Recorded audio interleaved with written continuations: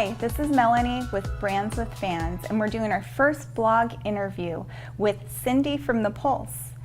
Cindy's the executive producer and host, and we're turning the tables on her today. She's usually the one doing the interviewing. Great.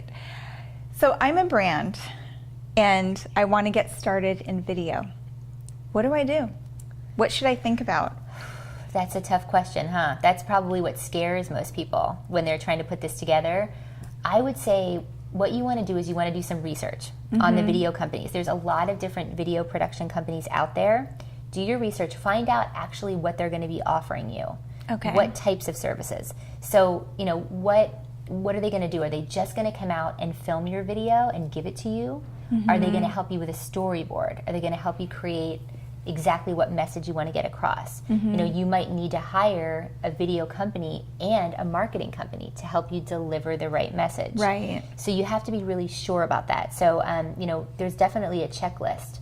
There's also, you know, is this company going to be responsible for sending out the video for you? Or is that going to be a separate marketing company?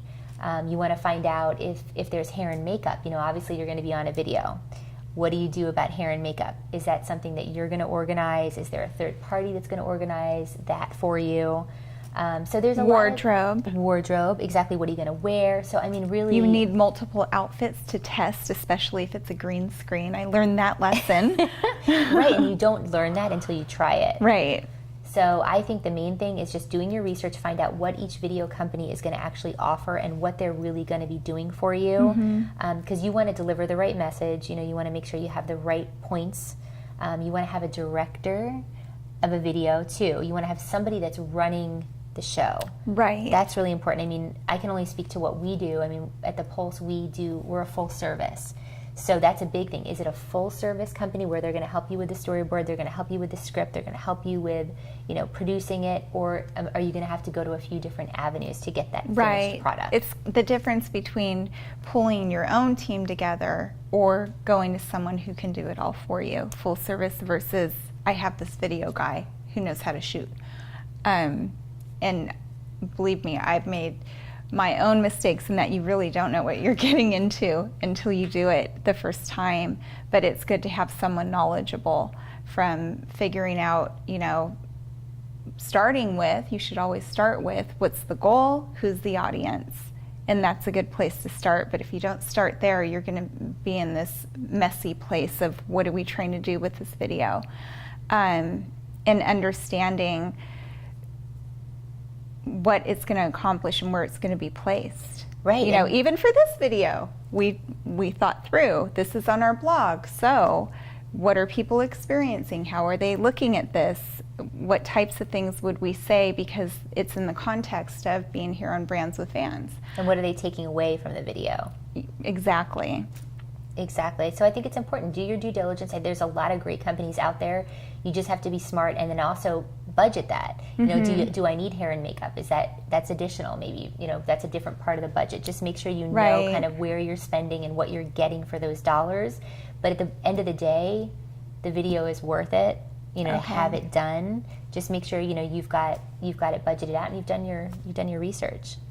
And to make it easier, we are going to put a checklist here for you to download and you know, print or whatever, and Cindy's going to help us put that together. But I think that'll be really helpful, so you can avoid some of the not just pitfalls, but thinking through all the things that you're actually going to need to take into account in putting together your video. And I know it's tough to throw any numbers out there, but the question for every marketer is, how do I budget for this? And I know there are a lot of factors that can play into that. So what are some of the budget drivers for video production? That's a good question. I would say that a lot of it is on the time that the person's at your location. Usually there's like a day rate that's charged, depending on the hours of filming. So that's going to play into it. How many video cameras are used? Also would be the end video, the end result. Is it a 4-minute video? It's going to cost you more. Is it a 1-minute video? It's going to cost you a little bit less.